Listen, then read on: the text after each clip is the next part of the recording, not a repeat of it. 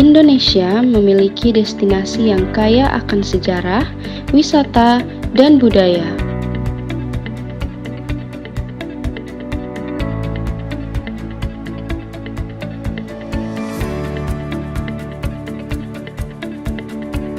Setiap kotanya memiliki keunikan tersendiri.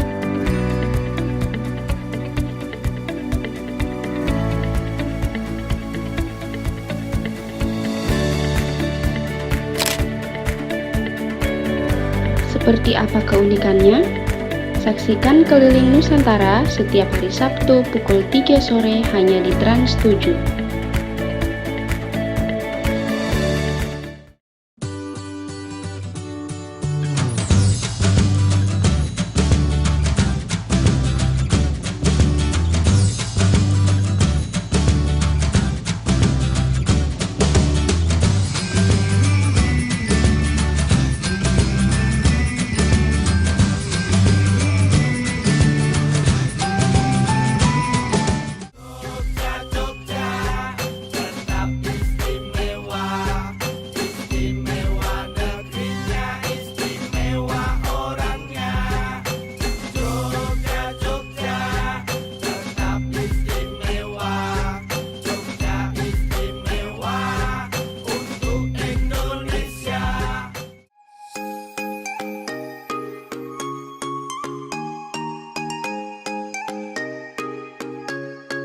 Hai gengs, di episode Keliling Nusantara kali ini akan memberikan informasi menarik seputar kota Yogyakarta nih.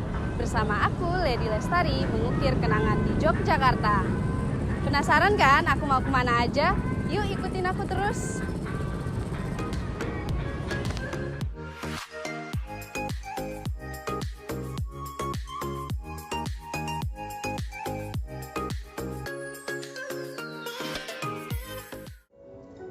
Ada yang bisa tebak nggak sekarang aku lagi ada di mana? Nah, benar sekali, aku sekarang berada di Benteng Vredenburg yang terletak di Jalan Margomulyo, Gondomanan, Kota Yogyakarta. Daripada kalian penasaran, yuk ikutin aku masuk ke dalam. Sekarang aku sedang berada di ruang diorama 2. Langsung aja kita masuk ke dalam buat lihat-lihat. Nah, ini gambaran ketika Ibu Fatmawati sedang menjahit bendera pusaka merah putih. Museum Benteng Vredenburg merupakan situs bersejarah tentang kemerdekaan bangsa Indonesia. Dahulu sebelum menjadi situs bersejarah, Benteng Vredenburg merupakan markas para Belanda dan mulai diresmikan pada tanggal 23 November 1992. Dalam Benteng Vredenburg sendiri, terdapat beberapa ruangan yang dinamai diorama, mulai dari diorama 1 hingga 4. Diorama sendiri merupakan ruangan yang berukuran kecil, yang di dalamnya dilengkapi dengan patung dan perincian seperti aslinya, serta dipadukan dengan latar yang berwarna alami. Geng, sekarang aku sudah bersama dengan Ibu Reni selaku pawang budaya di Benteng Vredenburg ini. Selamat siang Ibu. Selamat siang Mbak. Nah, gimana kabarnya Bu? Alhamdulillah baik. Alhamdulillah ya Bu. Bisa dijelaskan sejarah singkat berdirinya Benteng Vredenburg ini? Ya, jadi Mbak, keberadaan Benteng Vredenburg ini tidak lepas dari berdirinya Keraton Yogyakarta, dan benteng ini sendiri berdiri 5 tahun setelah berdirinya Keraton Yogyakarta, tepatnya pada tahun 1760, dan tujuannya adalah untuk mengawasi Keraton Yogyakarta. Dan ketika awal didirikan, bangunan benteng ini masih sederhana, tapi terbuat dari daun rumbia, kemudian temboknya masih terbuat dari kayu dan bambu seperti itu, sehingga kemudian setelah itu pada tahun 1765 bangunan benteng ini kemudian diperbaiki, dibangun menjadi bangunan permanen, diawasi oleh arsitek Belanda yang bernama adalah Insinyur Frans Hak. Dan pembangunan benteng ini sendiri pada waktu itu memakan waktu kurang lebih sekitar 20 tahun, dan setelah itu diresmikan pada tahun 1787, kemudian diberi nama dengan nama Rustenburg yang berasal dari bahasa Belanda, dan itu artinya adalah benteng peristirahatan, seperti itu.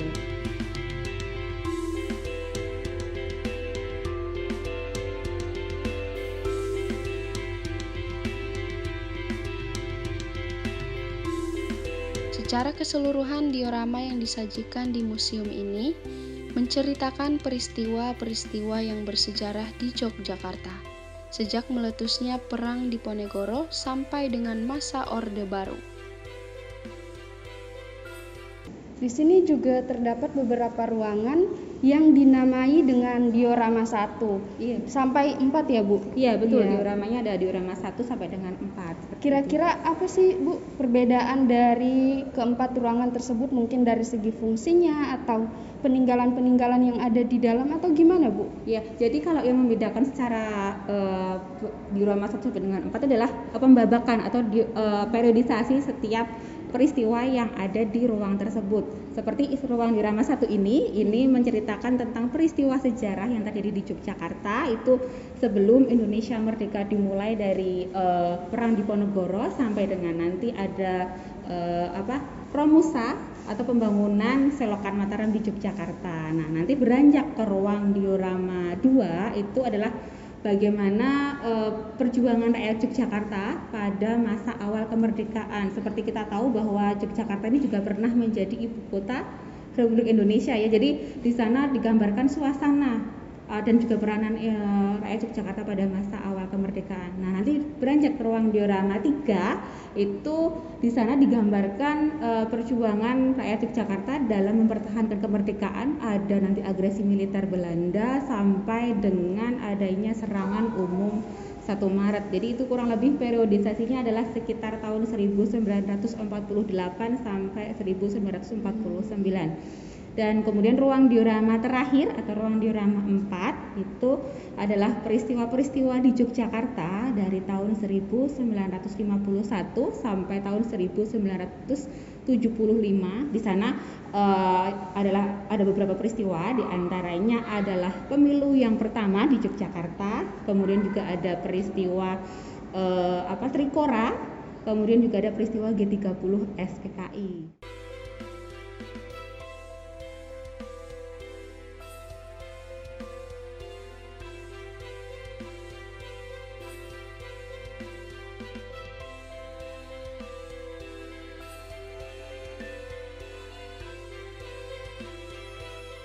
Di sini ada nggak Bu ruangan tertentu tempat berkumpulnya para petinggi zaman dulu? Jadi Mbak, memang bangunan Benteng Fredebok ini dulu punya fungsinya masing-masing.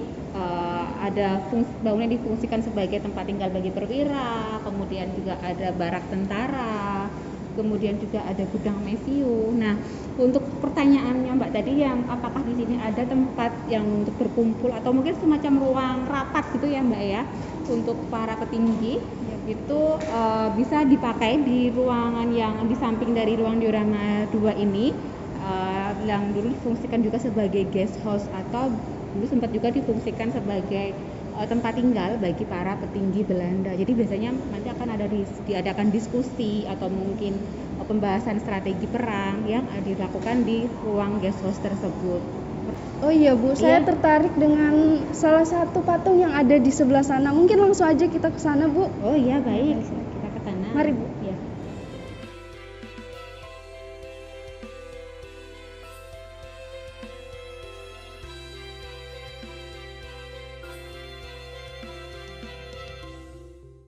Ya, jadi di belakang kita ini kan ada 6 patung ya Mbak ya. Ini adalah patungnya penerbang Sutarjo, kemudian Kaput, ada Abdurrahman, kemudian ada Mulyono, Sutarjo Sigit, dan juga Harnoko Harbani. Nah, mereka ini adalah para penerbang yang menerbangkan pesawat yang bernama Cureng dan juga Bunte, yang pesawat ini dirakit oleh para pelajar dari TNI AU pada waktu itu. Jadi ini adalah misi percobaan penerbangan pesawat yang sudah berhasil dirakit oleh para pelajar TNI AU. Dan peristiwa misi penerbangan pengeboman ini juga berkaitan dengan peristiwa jatuhnya pesawat Dakota VTC LE yang visualisasinya bisa kita lihat di sebelah kanan ini ya Mbak ya. Jadi ini adalah peristiwa yang terjadi pada tanggal 29 Juli tahun 1947, di mana ada pesawat yang berasal pada waktu itu terbang dari Malaya, dari Singapura. Ini membawa membawa obat-obatan dan juga makanan yang merupakan bantuan dari Palang Merah Malaya. Dan ini pesawat Dakota City CLA ini itu ditembak oleh pesawat City Hawk milik Belanda.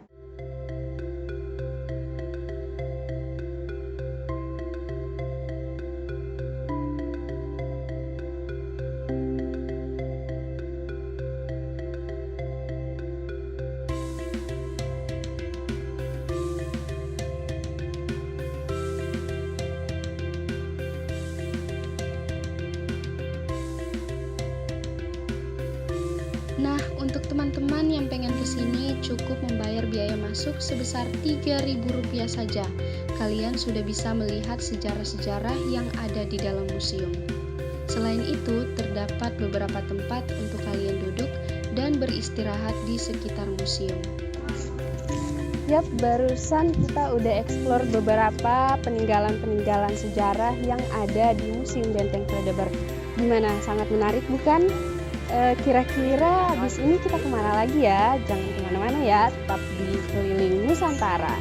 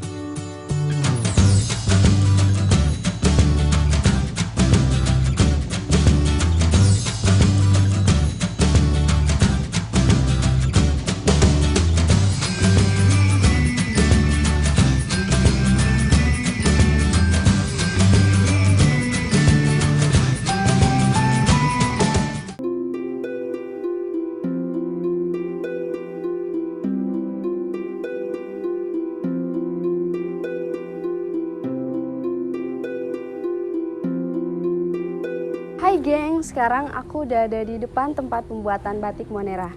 Nah, katanya nih, batik Monera sendiri terkenal dengan jenis dan motif batik yang menarik. Daripada penasaran, yuk langsung aja kita masuk ke dalam.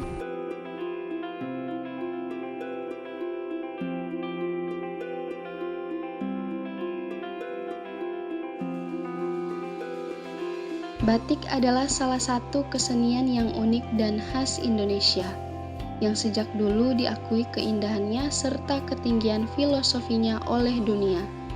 Batik merupakan kain bermotif hias yang telah tumbuh dan berkembang menjadi industri kreatif untuk bahan sandang, aksesoris, dan interior.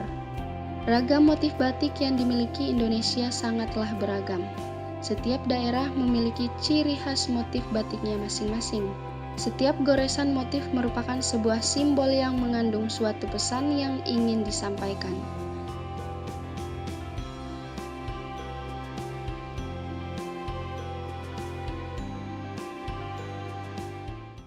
Sekarang aku udah bersama dengan Budian selaku pemilik dari batik Monera. Nah, langsung aja kita tanya-tanya. Ya. Bu, kira-kira ini batik Monera sendiri sejarahnya itu seperti apa? Awal mula berdirinya Monera Batik ini tahun 2014. Di daerah saya ini belum ada batik. Saya memikirkan, ya udah kayaknya yang paling bagus usahanya batik. Habis itu karena masih jarang waktu dulu ya. Habis itu saya buka, awal itu tidak di sini Mbak, tapi di Jalan Magelang. Jalan Magelang itu saya buka galeri kecil, dan itu produk-produk belum produk saya sendiri. Itu berjalan sampai 2 tahun. Setelah 2 tahun saya mikir, kenapa saya nggak membuat produk sendiri. Kalau usaha pengen berkembang itu kayaknya kita harus inisiatif untuk berkembang, gimana kita bisa ngikutin tren yang ada tapi kita produk sendiri. Akhirnya saya belajar di teman saya. membatik selama 1 minggu. Alhamdulillah setelah selesai 1 minggu itu saya belajar, saya buka di galeri sini ya, di sana juga masih, di sini juga masih. Oh, ada cabangnya, Bu? Iya dulu ya, habis itu kita produksinya di sini, tapi galerinya di Jalan Magelang. Tapi berjalan waktu konsumen saya sukanya di sini karena mereka suka lihat proses langsung produksinya, sekalian beli juga. Terus akhirnya lama-lama yang di Jalan Magelang tutup, akhirnya jadi satu di sini sampai alhamdulillah sampai sekarang ini. Kira-kira mungkin teman-teman di rumah nih pada penasaran, apa sih yang membedakan batik Monera sendiri dengan yang lain? Kalau untuk spesifik perbedaannya, kita batik Monera kan belum mempunyai ciri khas ya Mbak. Itu jadi mungkin mereka konsumen sendiri yang bisa membedakan mungkin dari warnanya, motifnya itu. Jadi secara berjalan itu mereka bisa merasakan oh bedanya antara batik satu dengan lain itu mesti ada ciri khasnya sendirinya. Nah, untuk motifnya sendiri nih, motif dan jenis batik sendiri. Kira-kira untuk jenis-jenisnya sendiri itu ada perbedaan harganya nggak, Bu? Oh, tentu Mbak. Jadi yang membedakan itu pertama itu batik cap atau batik tulis. Habis itu yang kedua warnanya, motifnya, dan ini kainnya. Gitu. Oh iya Bu, mungkin bisa dijelaskan tahap-tahap pembuatan batik itu seperti apa? Oke Mbak, untuk batik kan ada batik tulis dan ada batik cap. Dan syarat dinamakan batik itu harus prosesnya ada malam panas. Kalau tidak ada malam panas itu bukan batik. Terus habis itu untuk tahap-tahapannya, pertama biasanya kita menyiapkan desain dulu yang mau dibuat seperti apa di dalam kertas. Habis itu baru kita proses kedua pengeblatan di kain mori. Ya, itu nanti mau semuanya prosesnya mau batik canting itu lanjut ke pencantingan, ya. Kalau mau batik cap itu nanti prosesnya ke ngecap, nanti ada alatnya. Mungkin Mbak nanti bisa lihat ada masnya sama mbaknya yang lagi ngecap sama nyanting. Terus habis itu setelah proses pengecapan atau pencantingan itu proses pewarnaan. Setelah proses pewarnaan nanti baru proses pengelorotan. Jika itu warnanya masih kurang 1 warna, 2 warna atau 3 warna, diulang dari proses habis ngelorot, pencantingan lagi, pewarnaan lagi, pengelorotan, dan itu terus diulang. Yaitu nanti terkait dengan harga, semakin banyak prosesnya itu semakin mahal harganya. Untuk pewarnaannya sendiri nih Bu, kira-kira ada jenis-jenis warna tertentu nggak Bu? Ada Mbak, untuk Monera batik sendiri di sini kita juga pakai warna alam dan warna kimia, ya. Tapi kebanyakan kita dengan konsumen yang ada di kita itu banyak warna kimia, dan warna kimia itu ada beberapa, yaitu ada warna naptor, remasol, ada warna indigosol, rapid, yaitu. Mungkin itu saja informasi dari Ibu Dian selaku pemilik dari Batik Monera sendiri tentang informasi, sejarah, dan tahapan-tahapan dari pembuatan batik. Terima kasih ya Bu untuk waktunya. Ya. Nah, ini dia beberapa jenis motif batik tulis yang ada di Batik Monera.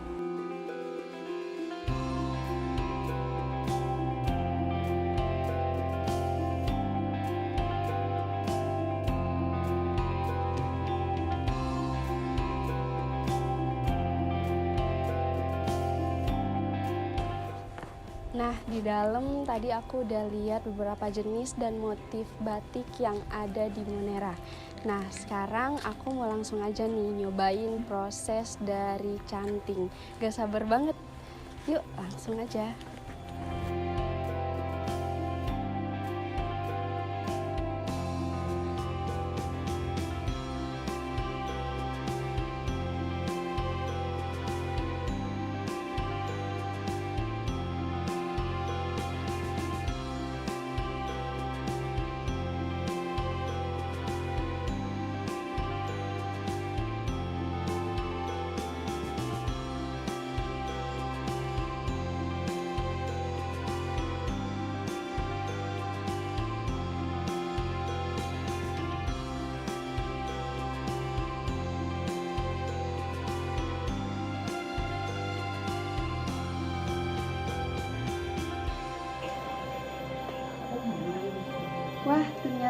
semudah yang terlihat ya teman-teman, memerlukan fokus dan konsentrasi yang tinggi tentunya. Tapi seru banget sih, teman-teman di rumah pasti pengen juga kan?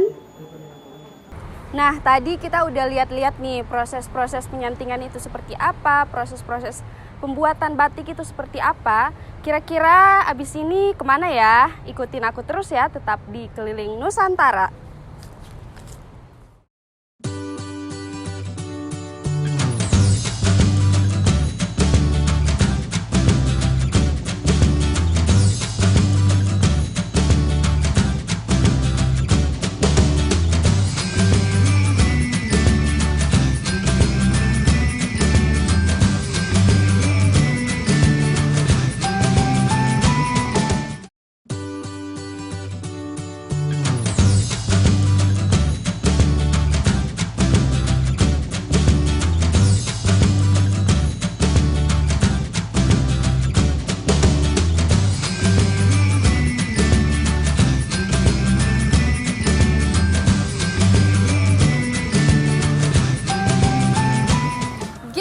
Sekarang aku sudah sampai di Candi Prambanan yang merupakan peninggalan sejarah yang ada di Yogyakarta.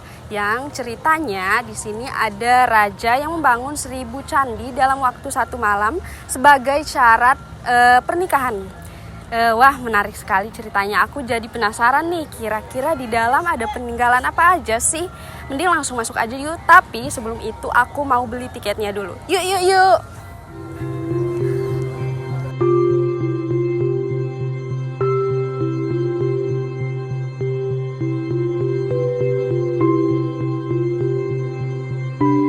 Jadi gengs, harga tiket masuk ke Candi Prambanan ada paketnya loh. Untuk paket Candi Prambanan saja sebesar Rp50.000 untuk dewasa.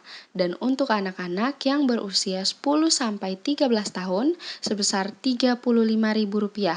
Dan paket kedua untuk Candi Ratu Boko saja sebesar Rp40.000. Dan paket Candi Prambanan sekaligus Ratu Boko sebesar Rp75.000.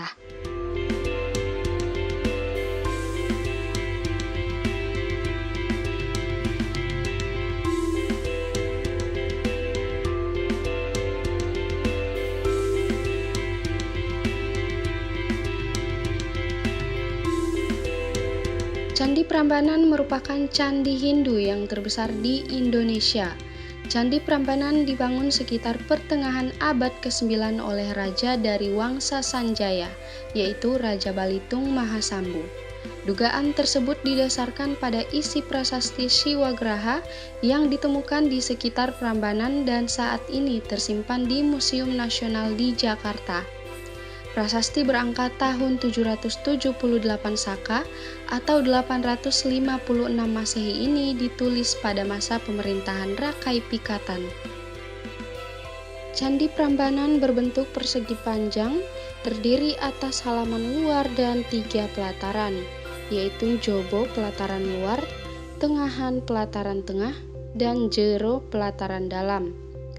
Ada beberapa candi yang ada di Candi Prambanan ini, yaitu Candi Wisnu, Candi Garuda, Candi Siwa, Candi Nandi, Candi Brahma, dan Candi Angsa.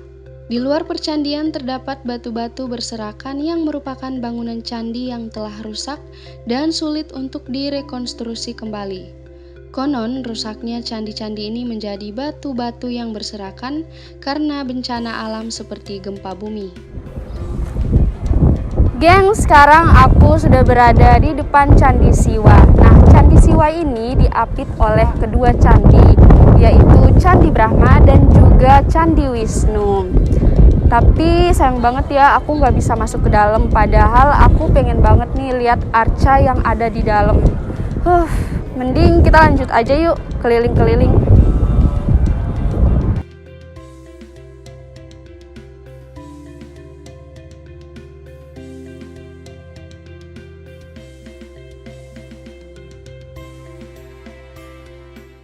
Geng, sekarang aku sedang bersama dengan salah satu pengunjung dari Candi Prambanan ini. Langsung aja kita tanya-tanya. Mas, namanya siapa? Halo Mbak, perkenalkan nama saya Rio. Asalnya dari mana, Mas? Asal saya dari Kota Jayapura, Papua. jauh banget ya, gengs. Ini yang sudah berapa kali ke sini? Ini kebetulan baru pertama kali saya ke Candi Prambanan ini karena kebetulan saya juga mahasiswa yang baru berada di Jogja. Saya berkuliah di kota Jogja ini, Mbak. Oh, alasan mengunjungi Candi Prambanan ini apa, Mas? Alasan saya mengunjungi Candi Prambanan ini karena saya dari sekolah SMA itu saya suka membaca buku-buku tentang sejarah, Mbak. Sejarah tentang kerajaan Hindu-Buddha yang kebetulan Candi Prambanan ini kan dibangun oleh Rakai Pikatan ya dari dinasti Wangsa Sanjaya pada masa kerajaan Mataram kuno, Mbak. Jadi saya ingin sekali berkunjung ke Candi Prambanan ini. Jadi berawal dari baca buku ya, Mas? Iya, Mbak. Ya. Kesannya kira-kira apa setelah mengelilingi Candi Prambanan ini? Kesan saya, ini candi ini terlihat lebih wow dan besar ya dari yang pernah saya lihat di buku-buku sejarah yang saya baca. Dan ternyata halaman ininya lebih luas daripada yang saya lihat gambar-gambar pada buku sejarah. Baik, Mas, terima kasih ya. Ya, Mbak, sama-sama. Ya, itu dia gengs wawancara aku dengan salah satu narasumber yang ada di Candi Prambanan. Gengs, tadi aku udah muter-muter Candi Prambanan nih, udah lihat-lihat dan seru banget pastinya, bagus banget. Tadi juga aku udah wawancara salah satu pengunjung di Candi Prambanan ini. Kira-kira habis ini kita kemana ya enaknya? Makan makanan khas Jogja enak kali ya. Yuk langsung aja.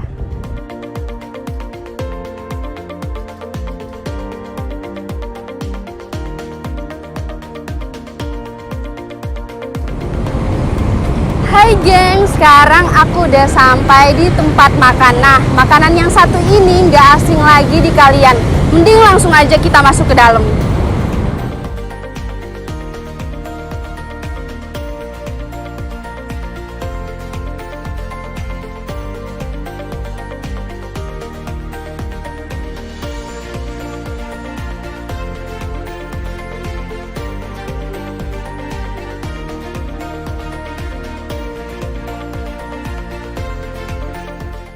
Wah, sekarang makanannya udah dateng, gengs. Ini dia maksud aku, gudeg. Makanan khas dari Yogyakarta. Mending langsung aja ya aku cobain.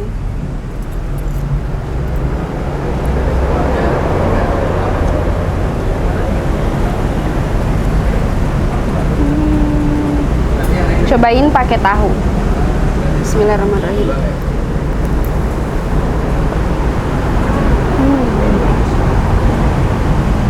Gudeg merupakan makanan khas Yogyakarta yang terbuat dari nangka muda yang dimasak dengan santan. Biasanya seporsi nasi gudeg disajikan lengkap dengan krecek, ayam kuah santan hingga telur. Gudeg Kyujum ini merupakan salah satu gudeg terkenal di Yogyakarta. Gudeg Kyujum sudah berdiri sejak 1951 dan saat ini sudah banyak beberapa cabangnya. Salah satunya adalah yang sekarang aku kunjungi di Jalan Laksada Adi Sucipto, kilometer 8,7 Kembang Maguwoharjo, Depok, Kabupaten Sleman, Daerah Istimewa Yogyakarta. Nah teman-teman, sekarang aku sedang bersama dengan salah satu pengunjung atau penikmat dari gudeg Kyujum ini. Langsung aja kita tanya-tanya. Namanya siapa? Nama saya Zaki. Mas Zaki. Yeah. Asalnya dari mana, Mas? Dari Jogja. Oh, dari Jogja. Asli Jogja ya, Mas? Nggak juga sih, soalnya udah lama di sini juga, jadinya. Masnya termasuk pecinta gudeg ya? Sebenarnya enggak, cuma karena suka yang manis dan gudeg ini cenderung manis, jadinya suka, jadi makanan favorit. Jadi gitu. pas ya? Pas. Udah sering ya makan di gudeg Kyujum ini? Cukup sering. Kira-kira ada perbedaan lain nggak antara gudeg Kyujum ini sama gudeg-gudeg yang lain? Ya, pasti ada, soalnya kan dari resep juga beda pastinya. Terus kalau di sini menurut saya manisnya itu lebih kerasa gitu. Ya itu aja sih. Harganya cukup terjangkau ya, Mas? Wah, terjangkau sekali. 10.000 sudah dapat gudeg yang enak. Baik, Mas. Terima kasih ya, Mas, atas waktunya. Siap, sama-sama, Mbak. Ya.